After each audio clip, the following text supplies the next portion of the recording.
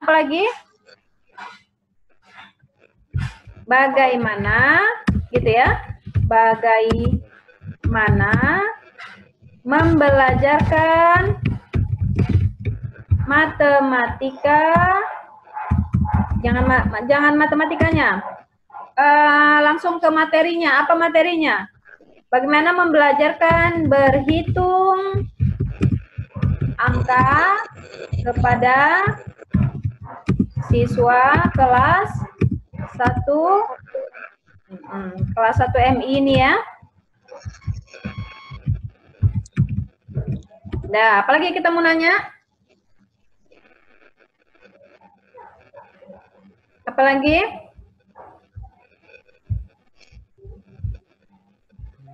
Hadi?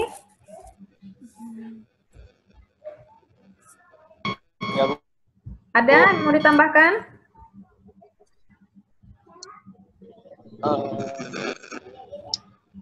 Supaya nih nanti variabel penelitian kita, judul penelitian kita ini bisa terjawab. Kira-kira apa lagi yang mau kita tanyakan di sini?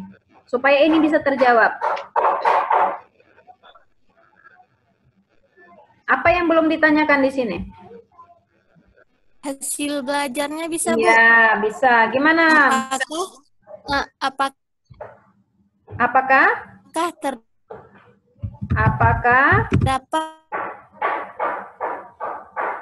putus-putus dapat hasil secara maksimal? Apakah hasil belajar berhitung siswa kelas 1 MI dapat maksimal gitu ya?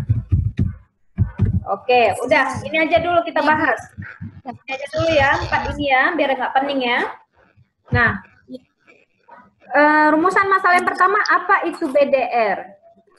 Apakah ini boleh kita gunakan di skripsi atau karya ilmiah? Boleh? Boleh nggak? Tidak. Gitu. Tapi nanti untuk di kerangka konseptual, di bab 2, itu boleh. Gitu. Tapi kalau untuk di bab 1 nggak boleh. Jadi ini kita hapus. Gitu. Pertanyaan yang selanjutnya, apakah BDR dapat diterapkan pada siswa kelas 1 MI? Dapat nggak? Bisa nggak diterapkan? Kira-kira? Bisa. Si Hadi jawabnya bisa. Nah, kalau bisa diterapkan, pertanyaan selanjutnya. Gitu ya. Apakah BDR dapat diterapkan pada siswa kelas 1 MI? Gitu kan? Pertanyaannya adalah, jawabannya apa ini nanti di sini? Jawabannya bisa atau tidak bisa. Atau jawabannya boleh, ya itu aja. Bisa sesuai atau tidak sesuai, gitu ya. Sesuai nggak nanti diterapkan.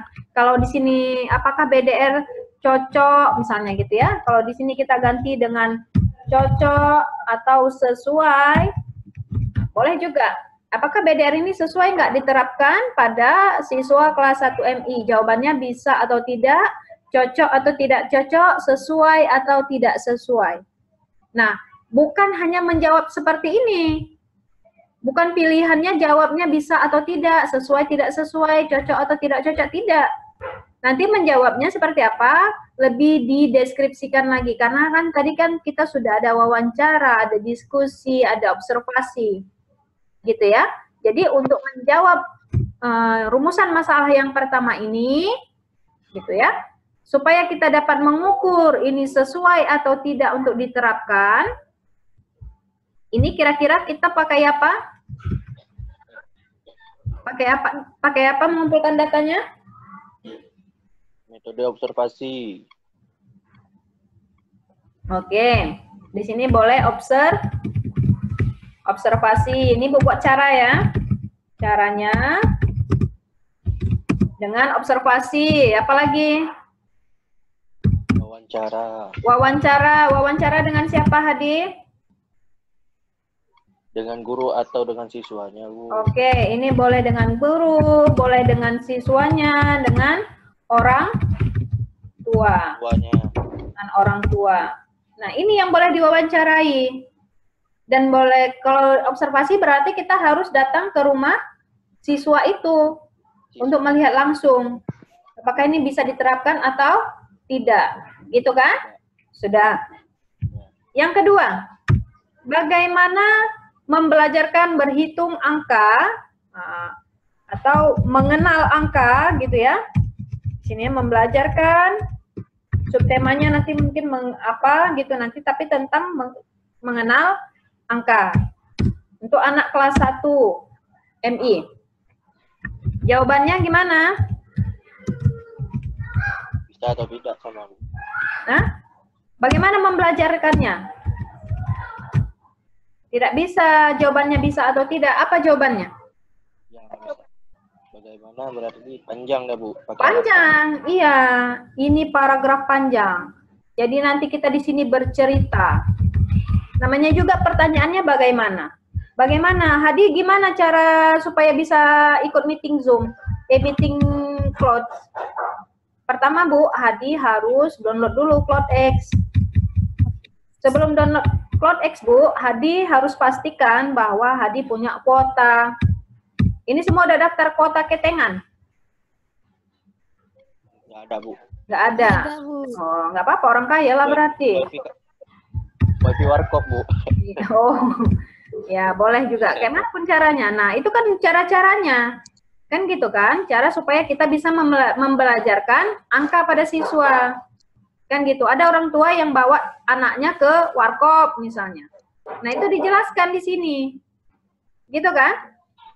Dijelaskan. Orang tua membawa anak kelas 1 SD ke warkop atau ke kafe-kafe untuk mendapatkan wifi gratis dengan hanya minum segelas kopi, 2 potong kue. Nah, itu diceritakan di sini. Paham sampai sini? Bisa? Bisa. Kemudian, caranya gimana? Cara mengumpulkan data tentang hasil belajar itu, mengenal angka, pakai cara apa? Pakai observasi dan wawancara juga bisa. Iya, observasi dan wawancara juga. Kemudian, apalagi yang bisa kita lakukan di sini ditambah dengan lihat tugas yang diselesaikan oleh anak tersebut. Iya, melihat tugasnya gitu ya. Jadi observasi ini banyak. Ada observasi bagaimana pembelajaran itu, nanti baru melihat tugasnya. Nah, sama seperti di bagian C ini. Apakah berhitung siswa kelas 1 MI dapat maksimal? Dengan, kan gitu ya, maksimal dengan apa? Dengan BDR. Jawabannya apa? Apa jawabannya? Atau tidak Bu? Bisa maksimal nggak? Ya atau tidak? Tapi di penelitian kualitatif nggak bisa kita jawab hanya dengan ya atau tidak. Harus deskripsi semuanya. Sama seperti iya, harus ada penjelasannya. Sama seperti di sini. Bisa atau tidak, cocok atau tidak cocok. Apa alasannya? Di sini harus kita jelaskan. Nah, gitu. Sampai di sini. Ada yang mau ditanyakan? Ibu, saya mau bertanya. Ya, silakan. Siapa ini? Putri. Ya Bu, yang merumuskan masalah itu kan yang contoh Ibu ini ada tiga maksudnya ya, tiga pertanyaan. Dia bisa bebas, maksudnya gini Bu, bisa berapa pertanyaan gitu? Ada yang kadang sampai 4, 5 gitu, atau hanya 3 gitu, misalnya nggak ada batasnya. Nah, merumuskan masalah itu tergantung kemampuan kita. Kalau kamu sanggup sampai banyak pertanyaan, sampai 10 pertanyaan, kenapa enggak? Cuma sanggup nggak nanti menganalisisnya? Punya kemampuan untuk menganalisis itu enggak? Pertanyaan Ibu, 3 pertanyaan ini nanti. 3 pertanyaan ini, kalau satu pertanyaan kamu harus menganalisisnya, menjabarkannya di bab 4 minimal 5 halaman. Ini 5 halaman. Yang kedua nggak mungkin 5 halaman. karena pertanyaannya adalah bagaimana. 10 halaman kita bilang. Kemudian yang ketiga, yang C-nya 5 halaman,